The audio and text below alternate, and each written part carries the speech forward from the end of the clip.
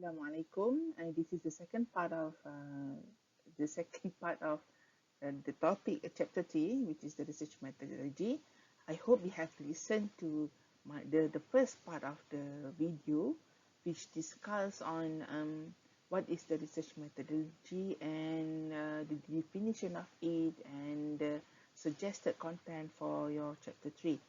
And if you do have any question, please do not hesitate to ask me, post it in a group, or maybe you are a little bit shy or malu segan, so you boleh PM me lah.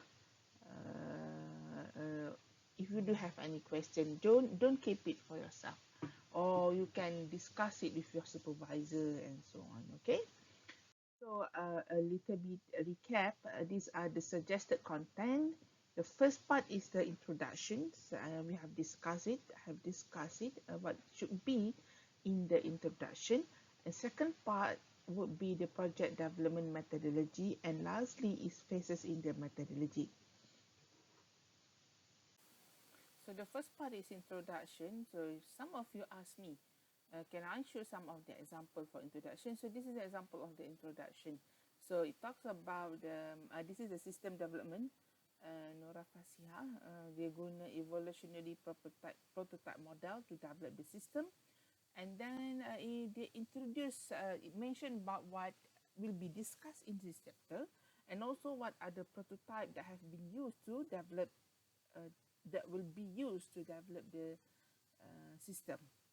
Okay, this is the first example, and then this is another example. This is the example for this one is for multimedia, courseware development. So dia ulang balik ni apa yang dia tulis, and next is the example of introduction for business intelligence project. So which one? So should I put a subsection for introduction? Should I not put? It's depend on you. Okay. The second part is the project development methodology. So what should be? What are the example of it? So it should be, as I discussed before, it should be the overview of your methodology that you are going to use. So for example, this is from previous. This student used the evolutionary prototype model. So it will give an overview of what is the evolutionary prototype model.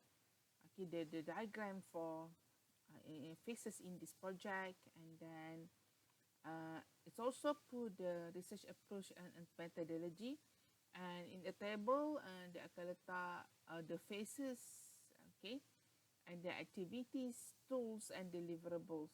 Okay, so we have discussed before. Saya kata apa yang awak letak dalam chapter 1, remove it and put it here.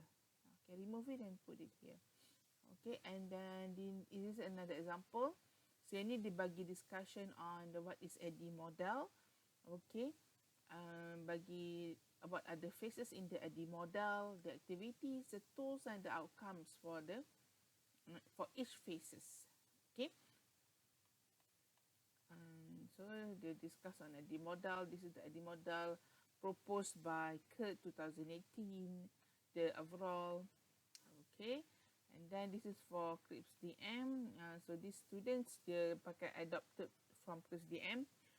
Adopted means, kenapa dia kata adopted? Dia ada part yang diubah, ada phases yang diubah. So dia discuss sikit apa yang dia dah buat, diubah dari segi deployment.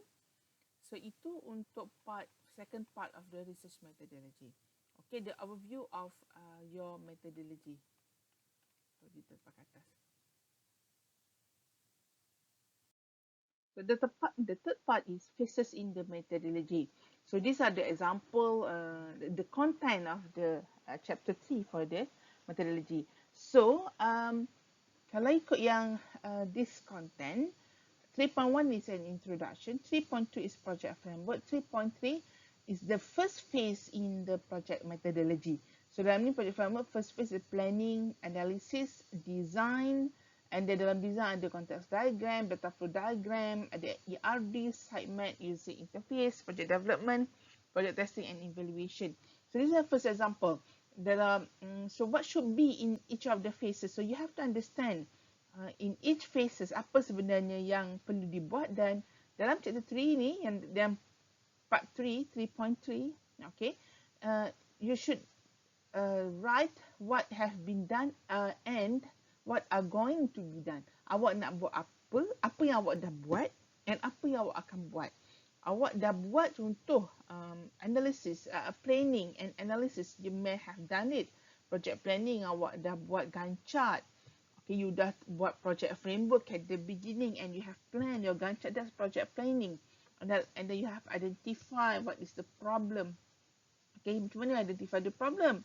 You pergi interview. Interview siapa? Bila? Dekat mana? Method of interview. Online, face to face, questionnaire. How many respondents? What are the questions that have been asked? What are the answers that have been asked? What are the analysis from the interview? Okay, so you should put inside it. Okay, then design and so on. So that's the first example, and this is another example. Okay, system planning. Okay, ini buat data collection. So dia taklah dia buat system planning and dia buat data collection. And sepatutnya bila you buat data collection kat sini, you mungkin dah akan cerita what are the result from the data collection. Okay, and then requirement analysis. Okay, yang ni yang mungkin saya tak tahu ini, saya lupa dia pakai apa ni. Requirement analysis. So, biasanya dalam system development mesti ada dalam design. Kalau tak ada dalam, it's depend on, mungkin awak tanya, madam, kenapa berbeza contoh yang tadi dengan contoh yang ini? Example 1 and example 2, kenapa yang tadi tak ada requirement analysis? Yang ni ada dalam requirement analysis. Okey, dia bergantung kepada sistem development model yang awak guna. Ada setengah-setengah model yang letak dekat luar certain phases. For example, requirement analysis dia letak dekat it has been as a single phases. Ada certain system development model yang include the requirement analysis inside the analysis phases. Contoh SDLC dan the analysis dalam tu biasanya ada requirement analysis process phases. So, untuk yang buat sistem requirement analysis, apa dia requirement analysis? Okay, berdasarkan problem yang awak dah identify. Okay, then you want to propose a system. Requirement analysis akan ada dua, satu functional and non-functional. Okay, apa yang functional, apa yang non-functional. So, you need to know apa function that is required for your system. What are the step and process that is required in the system in order to solve the problem that has been raised in the chapter 1. Jangan propose system dalam requirement analysis. Propose system nak solve problem in pasal procurement, inventory, pasal sales and so on. Tapi bila tengok pada sistem, function, tak ada pun nak selesaikan masalah tu. So you have to make sure you punya requirement analysis, you punya analysis, the functional and non-functional analysis include the function that will solve the problem. Okay, and then you can ada design. You have to design your system. Ada certain part you akan letak contoh macam design. Setakat ni interface mungkin you tak buat lagi, tapi mungkin you mesti dah ada context diagram, data flow diagram, ERD diagram, FHD depend, ada yang buat, and maybe in term of the rough interface, the design, interface design, kerja selakaran dulu ke. Okay, so this is second example, and then this is the third example. Yang ini pun juga sistem. Okay, kalau awak tengok kat sini, dia punya method, dia buat macam mana, dia buat overview, and then dia buat asing. Okay, these students dia asingkan antara dia punya project framework and also project development life cycle. System development tu dia asingkan. So maksudnya dia ada dua framework. Dia boleh ke buat macam tu? It's up to you. Kalau tanya saya kata tak payahlah, you just adapt sahaja ataupun you edit. Kita panggil adapt lah. Adapt what have been proposed. Contoh you adapt SDLC, you adapt it, ubah ikut kesesuaian you lah, the phases. So for example kat sini, ni dia buat a different project framework and dia masukkan project system development life cycle dalam dia punya framework. So yang ni framework dia ada 1, 2, 3, 4, 5 phases. So this is the project framework yang dibuat, and then dia punya system development life cycle dia dia buat any analysis, dia pakai SDLC, so dia buat analysis, design, and then sampai situ sahaja. Dan yang lain dia adapt dalam dia punya phases tu. Okay, so ini yang contohlah apa yang perlu ada. What else? Ini method for coursework development. So ini contoh, samalah juga. Ini you have to discuss on each of the phases dalam methodology. Contoh design sepatutnya dah start sampai design lah. Untuk next semester dia tinggal development. So design you patutnya dah ada rough idea what is your design. Okay. And then ini contoh yang buat BI project. Okay, BI project yang ni dia guna Eclipse DM framework. Okay. Preparation and so on. Apa yang awak akan buat. Medium, kalau saya tak tahu lagi nak buat apa untuk data understanding. Ataupun saya tak tahu lagi nak buat apa. So you have stated what possibly will be done. Apa yang mungkin akan dibuat lah. So you mungkin stated tak perlu buat sampai 3.3.1 lah. Jadi dia buat macam ni sebab dia student ni dia explain, dia show the example of what is happening in each phases. So data collection, dia tunjuklah data yang dia dah collect, macam mana dia buat data collection, dia pakai questionnaire, what is the questionnaire that have been collected, that have been used, and then dia pakai method dia pakai apa untuk collect the questionnaire, dia pakai Google Form, siapa involved and so on. Data description dia akan describe lah each phases lah, so boleh tengok nanti dalam, you should know by now apa phases yang sepatut ada. Okay, ini so in the okay, so ini system planning, system development. So ini contohlah, ini slide yang ada. So explanation dalam analysis mesti include functional and non-functional requirements for the system. Okay, so what is the functional? Kita cerita pasal functional requirement dulu. So functional requirement should define what the system should do. So what the system should do, so kita tahu what the system should do. It should reflect the problem and the purpose solution that you want to propose, to produce. So the functional requirement will describe a particular behavior or function of the system when certain conditions are met. For example, send email when a new customer sign up, or open a new account, or apa dia mesti ada, for example, mesti ada transaction, okay, mesti ada administrative function. Contoh lain, kalau you buat inventory, okay, you buat inventory mesti ada audit ataupun stock audit tracking, ada inventory tracking, and many more. So any functions that would describe how the system should do. Okay, so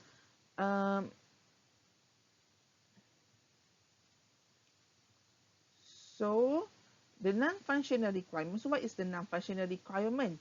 Non-functional requirement, that is any requirements that specifies how the system performs a certain function.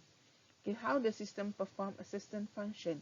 Okay, for example, okay, your system may have several users. Okay, let's say you want to, you are proposing a system for car rental. Okay, so the functional of the car rental, the system function dia kata mesti ada, first mesti ada booking process, and mesti ada okay, approving ataupun accepted booking. So itu functional, mesti start dengan booking, and then mesti ada registration, customer registration, booking, and then mesti ada payment, and then mesti ada validating. Okay, so itu functional. Non-functional requirement for that problem, for that case, is who will approve the payment, who will validate the booking, and the customer. So dia kata the non-functional requirement kata, okay, the admin ataupun ada staff will approve the booking and the finance will validate the payment, for example. Okay, so itu cerita dia. So nak bagi tahu siapa yang buat, siapa yang itu antara contoh dalam functional requirement. Who will do the task, or which account that will responsible to for the certain task. Okay, so you should include in the phase analysis. And then the design, ini contoh lah, saya dah bagi tunjuk contoh tadi. Okay, and then the explanation should include development process, hardware and software specific. Okay, should the testing and evaluation. Untuk yang buat sistem, you mesti ada, again, untuk yang buat sistem and courseware, you need to have, for testing and evaluation, you must have functionality tests and usability tests. Okay, functionality test is test plan which will test the your system functionality, and usability test you need to ask your expert evaluation and user evaluation questionnaire to evaluate your system. Okay, ini you akan buat next semester. Tapi you have to write it. This is your plan. This is the first steps that are going to do in your research. Okay, then system documentation. So cerita you akan document it. And lastly is a conclusion. So what should be in the conclusion? You have to conclude, give a summary. What you have been discussed from 3.1 up to 3.6, for example. Okay, give a summary, give a brief idea for, because certain reader doesn't like to read from the beginning. They love to write the introduction and the conclusion. Okay, so give them a brief idea so they will get the idea what will happen, what has been written for the throughout the chapter.